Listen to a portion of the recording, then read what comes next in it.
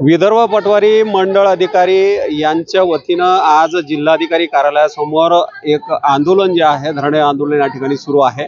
त्यांच्या विविध मागण्यांसाठी हे आंदोलनाचा हा दुसरा टप्पा त्यांचा आहे। काय त्यांच्या नेमक्या मागण्या आहेत त्या जाणून घेण्यासाठी आपण आपल्यासोबत या ठिकाणी मंडळ अधिकारी आहेत आणि विदर्भ पटवारी व मंडळ अधिकारी संघटनेचे पदाधिकारी या ठिकाणी आहेत, त्यांच्याशी आपण बोलूयात। सर, काय सांगाल, नेमक्या काय तुमच्या मागण्या आहेत आणि काय शासनाकडे काय नेमक्या मागण्या तुमच्या प्रलंबित आहे? आज हे धरणे आंदोलन जे जिल्हाधिकारी कार्यालयासमोर या ठिकाणी सुरू आहे, त्याच्यामध्ये प्रामुख्यानं जिल्हाधिकारी बुलढाणा यांनी रेती धोरणाच्या सबबीखाली ज्या तलाठ्यांच्या जवळपास 36 बदल्या प्रस्तावित केलेल्या आहेत त्या अन्यायकारक आहेत। त्याचं कारण असं की वाळू धोरणामध्ये एकटा महसूल विभागामध्ये पटवारी हा एकच घटक कारणीभूत नसून त्याच्यामध्ये 3 संवर्गानं त्या ठिकाणी कारवाई करणं अपेक्षित आहे।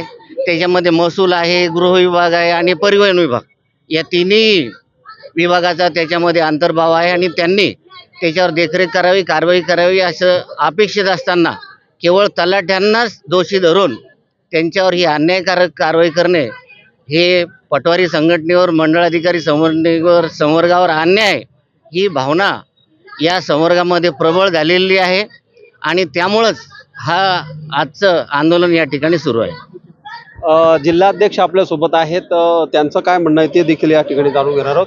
काय सांगाल सर, काय नेमक्या मागण्या आहेत आणि शासनाच्या वेगवेगळे जे धोरणं येत आहेत त्याच्यावर तुमचं काय म्हणणं आहे?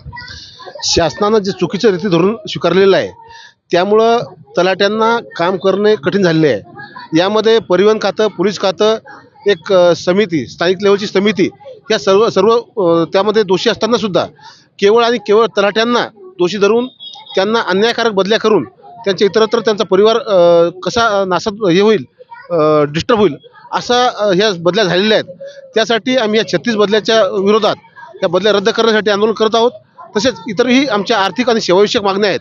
त्यामध्ये 5 वर्ष होऊन सुद्धा आम्हाला लॅपटॉप, प्रिंटर भेटलेले नाहीत, 5 वर्षापासून ऑफिस कार्यालय भाडे भेटलेले नाही, अशा अनेक आर्थिक आणि सेवाविषयक मागण्या त्या पूर्ण करण्यासाठी आम्ही आज आंदोलन करत आहोत।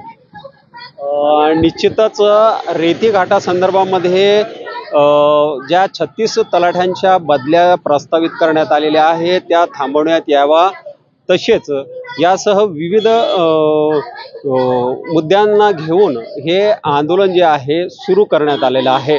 मागण्या मान्य न झाल्यास पुन्हा या तीव्र स्वरूपाचं आंदोलन करणार असल्याचा इशारा देखील पदाधिकाऱ्यांनी दिला आहे। दीपक मोरे, नवराष्ट्र, बुलढाणा।